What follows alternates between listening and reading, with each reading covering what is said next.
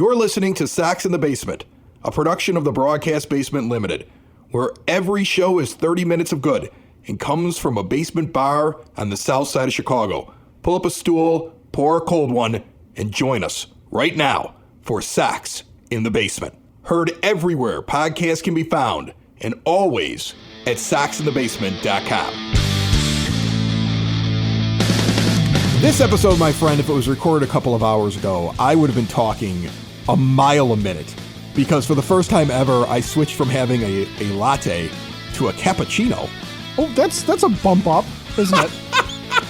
At the size of how I drink my lattes. Okay, that's a big bump up, isn't it? Yeah, my kids laughed their ass off at me this morning. They're like, "Dad, you're talking too fast." Like I was like Beavis when he has way too much, and he's like, "Cappuccino!" Like that was me today.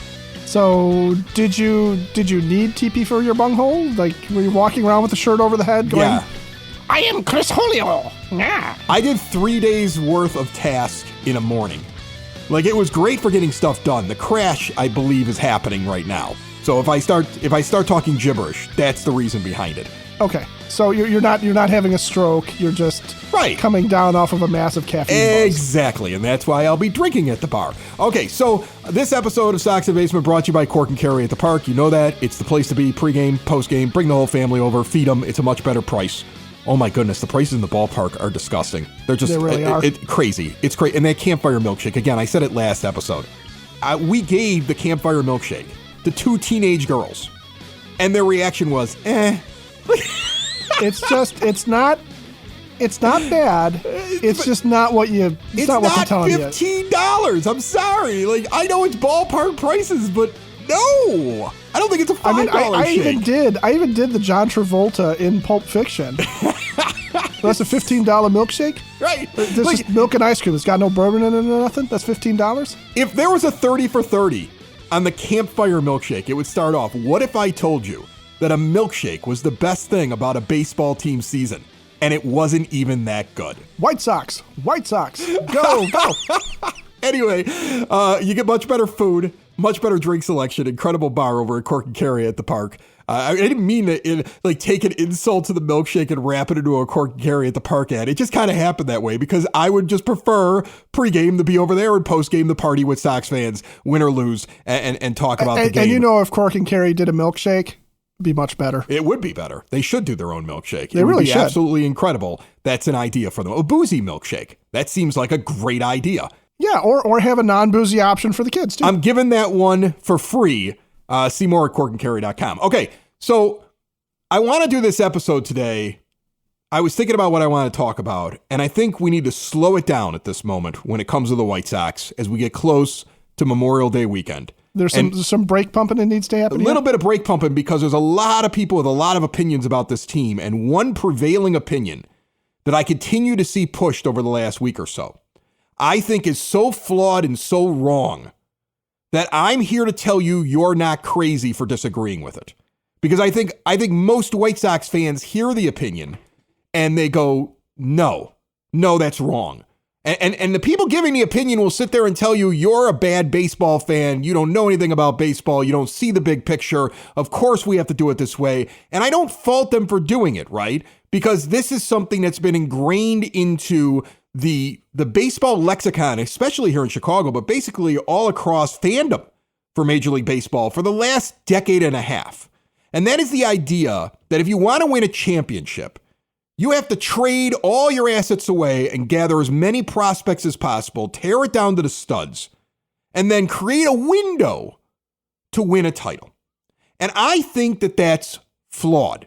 And I'm saying this because I'm seeing all this stuff of, well, you got to trade Fedde because you only have him for this year and next. You got to trade Crochet because he's going to be gone in a couple years. You got to trade Luis Robert Jr. because if you're going to trade Fedde and Crochet, you might as well trade Robert because you're going to get the biggest haul for him. You got to trade this guy. You got to trade that guy. And my thing is, then what do you have? A bunch of prospects that don't actually work out. I would challenge you right now to find baseball teams that tried to do this over the last decade and a half and actually look at the results. Look at the top 30 on a team. You can go to MLB Pipeline and you could find a team and you could find a year.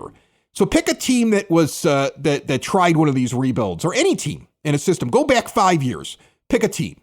and look at the top 30 prospects they have, and then ask yourself how many of these guys turned out better than replacement level, where you would say this was a good prospect that became a difference maker on a team. And I would say 2 out of every 10 prospects maybe become that kind of a player. 6 guys on that top 30 list. And that may be a stretch, which means the majority of prospects that you're gathering don't work out. And I don't blame the prospect heads. This is what they do. We have them on. I love them. Elijah Evans, smart guy, just baseball, future Sox. I love what he says about prospects. I talked to him, though, to try to find out, are there any guys that are actually going to make it to the major leagues? The ones that don't, I don't care about, because I'm a White Sox fan, not a prospect fan. I talked to James Fox about it. I'm sure we're going to have him on soon. We've been talking about it. I love him. He has great information, all the guys over at Future Sox. But prospects are prospects. Most of them don't work out. These guys love them because this is what they watch. But that's not what I want. I want a team that competes. And if I look back over the last decade and a half, Ed, and then I'm going to let you jump in here because I know you want to. I look at the beginning of the 2010s and Chicago fans seeing this philosophy really pop up because of the Chicago Cubs. Sox fans listened to this philosophy because of what the Cubs were doing. And in the end, tearing it down to the studs and bringing it back up again got them a World Series that may not happen if it doesn't rain during Game 7 or a ball bounces the wrong way. It was that close, and it was won. And that may be one of the best success stories out there, because when the Astros did it, the World Series they won due to the rebuild, not the one that was later that's more recent, which was bought and paid for, but the one that was from the rebuild. That World Series, they cheated to get. So I don't count that as being because they tore it down to the studs and they brought it back up again. I look at what the White Sox did. They tried to rebuild in the middle of that decade. It didn't work. They tried again at the end of the decade. And guess what? It didn't work. And now people are suggesting we do it again. I look at recently, like right now, the Pittsburgh Pirates walked into this season after having a really nice season, and everybody's saying, okay, they've got it all now. They've got Cabrian Hayes and Brian Reynolds and O'Neal Cruz, and look at all these guys. Henry Davis, #1 overall draft pick. And none of them can hit. And they're under 500. And they're doing exactly what the 2021 White Sox did. Or the 22 White Sox did. They're just underperforming.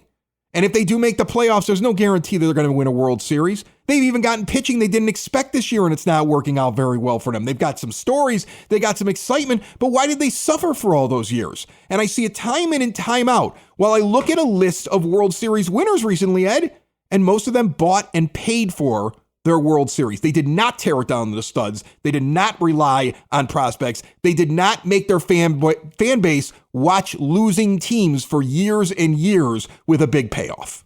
There's a couple things to unpack there.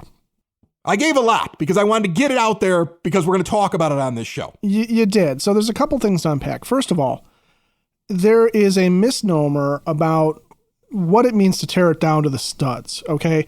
And really what you're talking about when you say tear it down to the studs is try and get rid of players that don't have any future with you or are coming to an end of a contract that are also not going to be worth keeping around into a championship window for whatever reason it might be, or because they are so good and so valuable to another team that what you get back can absolutely jumpstart it. It's the idea of trading one player where you're going to be able to use that to bring back enough that you're taking care of at multiple positions, okay, with what you get, okay? So the idea behind, for example, the Chris Sale trade was to bring back both a starting pitcher and a quality major league infielder. And in that case, Yohan Moncada was supposed to also be a star because he was the top prospect in baseball at the time. But this idea of tearing it down to the studs and only going with prospects, and every position on the field is going to be somebody who's got a prospect pedigree or was a young player that was drafted or traded for or brought in internationally, and there's going to be no free agents, there's going to be nobody you traded for, it has never happened. That's not the way the Cubs did it. That's not the way the Astros did it. That's not the way anybody's ever done it, okay? When the Cubs did it, yes, they had some prospects. They drafted guys like Kyle Schwarber and Chris Bryant. They paid a hell of a lot of money, probably more money than he was worth, to bring in Jason Hayward, okay? Who gave the speech that saved the World Series. I thought that was Anthony Rizzo naked on a table.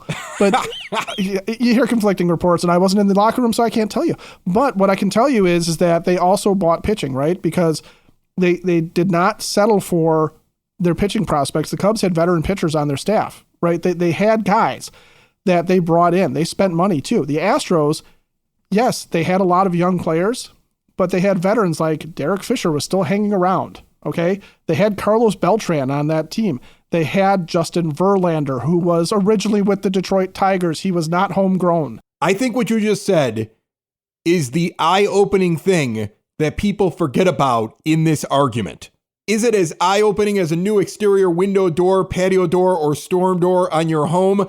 No. That makes your home stunning. That basically makes it a new home. That's something you should be considering this time of year. Window and Door Superstore of Oak Forest is there for you with no high-pressure sales. They're not in your kitchen. You're in their showroom. Full examples, glass designs on display, no pictures in a book. See it in person with an owner in showroom and on site when they install with their own installers. They don't farm out the work. That's how they've been doing it for over 40 years in Oak Forest since 1985. Every major brand is custom made. No stock items for a perfect fit. They are a half block east of 159th and Ridgeland at 6280 159th Street. Window and Door Superstore of Oak Forest. See more at windowdooroakforest.com. But think about what you're saying here, Ed, because this goes against this thought process as well that I keep hearing. Well, Jerry Reinsdorf won't spend any money, so you have to do it this way. Well, guess what? If you do it this way, he's still not going to spend money when you need him to spend it. It's not going to work. Like, I would contend that you could go out right now. I still believe it. You buy out Moncada, you buy out Jimenez, you keep your payroll at $80 million and maybe elevate it to $100 million and sit in the middle of Major League Baseball, which is completely feasible with Jerry Reinsdorf. You purchase some free agent hitters. You go out and get guys like if Mike Clevenger isn't here, you go get a guy of Mike Clevenger's caliber. You go fill in a little bit, use some of the young guys that you have, and you keep guys like Fedde and Crochet, and you could be a playoff contender next year. You'd have to get rid of the manager that you have who hates young players, throws them under the bus, like when Brian Ramos gets hurt and he gets asked about the injury and he goes, he missed a hit and run signal. I mean, he hates young players. A guy like that can't be the manager of your team. He's the reason why you were off to such a bad start. He's the reason why he won't be able to maintain what you're doing right now. He's the reason he needs to be replaced. He's got Gavin Sheets dropping fly balls out in right field, and he doesn't mention that, but he can't wait to throw the young prospect that's hitting over 280, which is a welcome surprise, under the bus on an unrelated response to a question about something else. But anyway, back to this. You keep hearing this like, well, Jerry won't spend, so we have to do this. And my thing is, Jerry's never going to spend.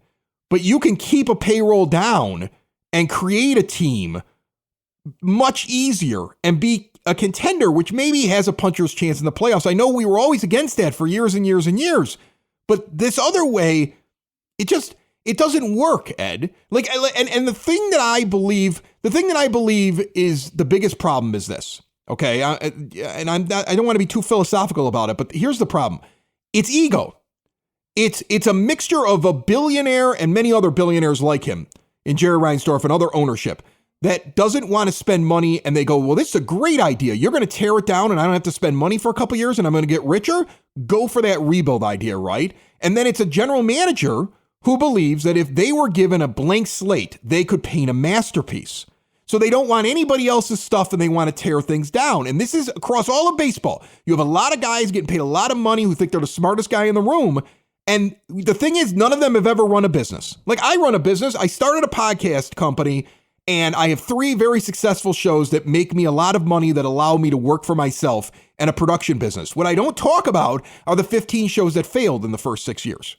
Okay. And the mistakes that I made and the things I learned. And I started this from scratch. I started this when people didn't pay for podcast advertising. Like, I found a way to do it. And other guys in the marketplace have found ways to do it. We all started what we're doing here by scratch, and we made lots of mistakes. And I understand that it's very hard to build something from the ground up. And in the end, it's basically impossible almost. And all of these GMs are like, if I could just get a blank slate and I could just start over with a bunch of prospects, I will make every prospect picked right. Every trade I make will hit. Everybody will stay healthy. No weird things will happen. And it'll all just work out because it looks good on paper. And it's the ego mixed with billionaires trying to save money that have now created this across all of Major League Baseball where people think tearing down is a good philosophy, but in reality, it doesn't work. And we've seen it fail twice so far with our own team and across Major League Baseball now for a decade and a half. Well, stop lobbing full suitcases at me, will you? I wasn't even done unpacking the first rant you went on, and now I got to deal with this one. Yeah, I drank a lot of cappuccino today. I'm kidding. Go. You have the floor. I'll be quiet. In case you're wondering, Mellow Yellow can't keep up with cappuccino because that's what I've been drinking all day. But look, going back a little bit here to before we get into the egos of the general managers and the owners, going back to the idea of tearing it down to the studs and rebuilding. Yeah, at some point though, what ends up happening to happen is even if you sacrifice a few star players to try and bring back some extra talent because you want to maximize what you get and you want to try and stretch that budget, okay? That part of it is all Sox fans, I think, ever were given to pick up on. And it was never about the other part. Because remember, we did have that moment of Rick Hahn saying, we will spend the money. And in the last rebuild, he attempted to, but he spent poorly. Okay. And that's what's going to end up having to happen here is if you want to do this, you mentioned the Pittsburgh Pirates, who I think have been rebuilding since the 1990s at this point. But when you spend money, you got to spend it wisely. Okay. When the Astros bring in Justin Verlander to anchor their staff, that is a wise amount of money spent, even though he's an expensive man. Okay. When the Cubs do it with John Lester, who at that point had some gas left in the tank and was still able to muster up enough to basically be the ace of a championship staff, that's money well spent. When they're spending mid-level dollars on a guy like Jake Arrieta or on a guy like John Lackey, the 2016 Cubs, they're counting on veterans who are going to, when given a good situation, still be able to rise to the occasion and bring some value. And that's where Eric Fedde comes into play. Okay, that's where Tommy Pham comes into play. You know, even like that. What Sox fans need to get over is the idea that we can't extend anybody ever because Jerry won't pay for them.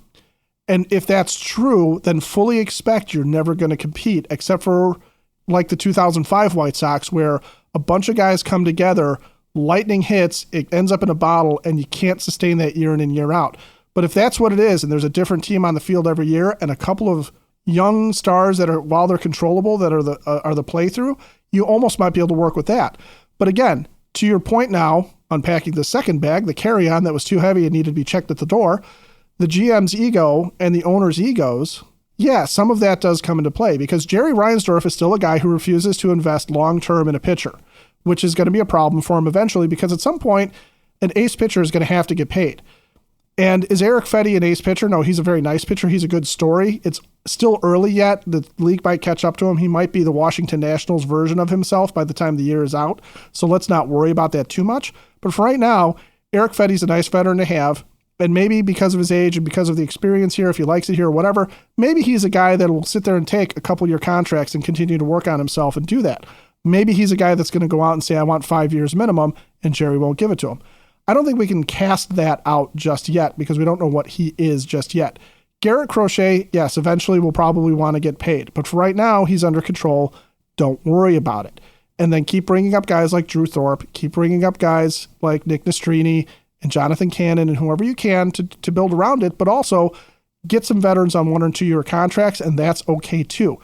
But Chris Getz and other GMs that want to do the rebuild, absolutely. It's why we play fantasy baseball, man. It's because we are sitting there saying either every year we're going to take a blank slate or every year we're going to have to choose something to build on the year before if you're in a league with keepers. And we love doing that as fans.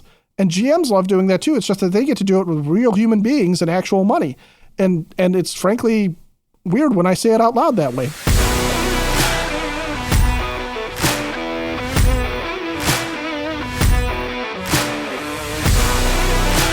Sox fans, here's the deal. When you combine State Farm home and auto insurance, you save an average of $889. State Farm agent John Harrell is ready to help you combine home and auto and save in Chicagoland. Call him today. 708-481-4500. Like a good neighbor, State Farm is there. Average annual per household savings based upon a 2019 national survey by State Farm of new policyholders who reported savings by switching to State Farm.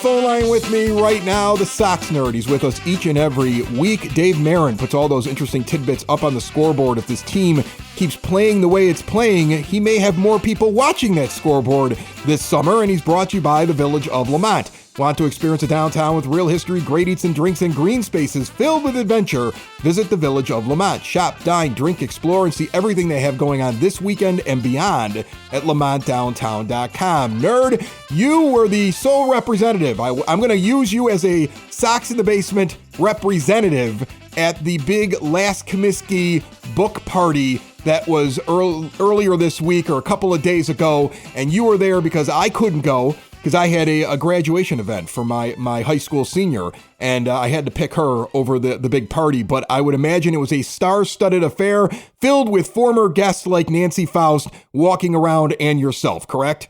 It was really fantastic. And, you know, the crux of that documentary is the last season at Comiskey Park. And as every year goes by, every day passes by, I just become more and more fond of that team and that year and the vibe in that park.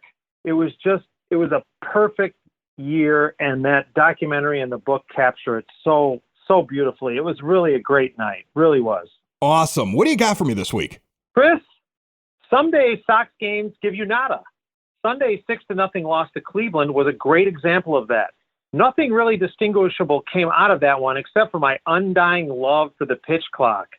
Games like that, particularly on Sundays, used to drag on, not so much anymore. That clunker was over in a snappy 2 hours and 12 minutes thanks to the pitch clock. Some days, though, Sox games give you lots. This series with the Nats gave me plenty of scoreboard, Sox in the Basement, and Twitter material. For example, Paul DeJong played shortstop and hit fourth in Tuesday's second game against the Nationals. That hadn't happened to the Sox since August 20th, 2011, when Alexei Ramirez did it for the only time in his career. DeJong hit there again on Wednesday, making him the first shortstop to hit cleanup for the Sox in consecutive games since the stash, Jose Valentin, on July 2nd and July 3rd, 2001, against the Cubs. DeJong was the first to do this in back-to-back home games since Ron Hansen in a May 6, 1964 doubleheader against the A's. For the record, Hall of Famer Luke Appling is the Sox shortstop leader with 377 starts in the fourth hole. Last week I talked about numbers. DeJong's 29 is an interesting one. Number 29 has never led the Sox in homers, and it's been 57 years since a shortstop donned that number that Blackjack made famous. Corey Lee had a rare performance on Wednesday. Lee was the first White Sox catcher with at least 3 hits, a steal, and an RBI in a game since August 29, 2001, when Josh Paul did it at Detroit.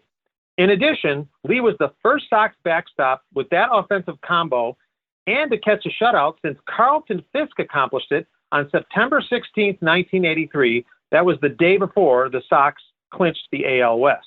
Before I get to my zinger, I remind you pearls like these can be found on my blog, which can be accessed at soxinthebasement.com. Getting back to Paul DeJong, heading into the weekend, DeJong is leading the Sox with 6 homers. The only time a shortstop paced the Sox in dingers was way back in 1932. That year, a fella named Red Kress topped the Sox with 9 homers. He wasn't a pure shortstop, so you could say the Sox have never had a true shortstop lead them in homers. That's it, Chris. More than you wanted to know about Paul DeJong, the stash, old aches and pains, and Red Kress. The Sox are there. I love the Paul DeJong references. This show yelled about why isn't he moved up in the order? Suddenly he's up in the order. We yelled about Corey Lee not getting playing time. Suddenly Corey Lee is getting more playing time, hitting around 300. We're like this Brian Ramos. He's got to play more. Pedro Gaffol was like, well, he's a younger kid. I'm just going to throw him under the bus for no reason. 2 out of 3 ain't bad, nerd. Thanks so much. All right, we will chat next week as the Sox move closer to whatever.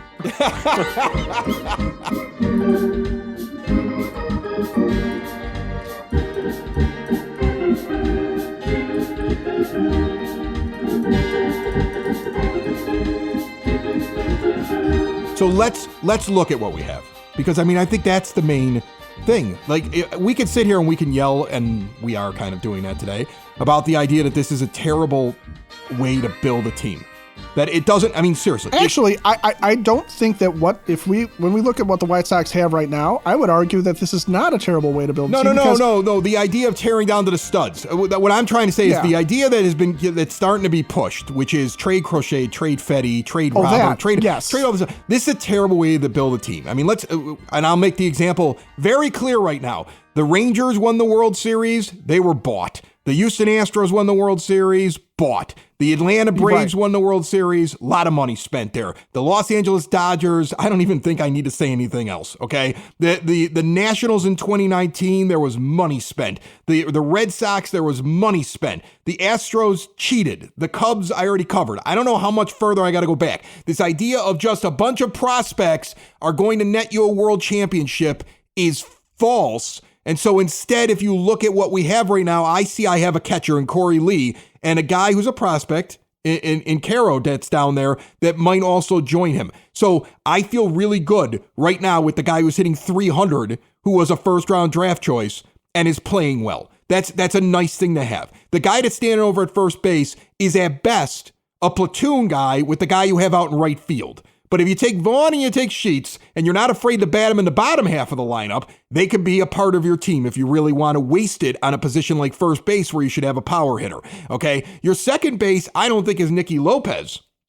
But if you were able to find a guy, even if it isn't Paul DeJong there, but if you were able to find a guy that could play defense and have the pop of DeJong standing at second instead, you'd be good, especially with Colson Montgomery likely coming over to short next year and the way that Brian Ramos is playing. And Luis Robert Jr. standing in center field makes me feel really good about my team. Luis Robert Jr. standing in general would be anywhere, right? Yes. And having Andrew Benintendi, it's kind of you're stuck with him, right? But that's okay. That's okay because, like I said, you're not going to have perfect guys at every position, right? But what you can do with that, with what I just rattled off, you can go out and you can look at a group of first basemen who would fill in at first base or DH that would add to your lineup in Paul Goldschmidt, Pete Alonso, Rhys Hoskins, Anthony Rizzo, Christian Walker's out there. Ryan O'Hearn is a very solid hitter. There are names that are out there that can add to your offense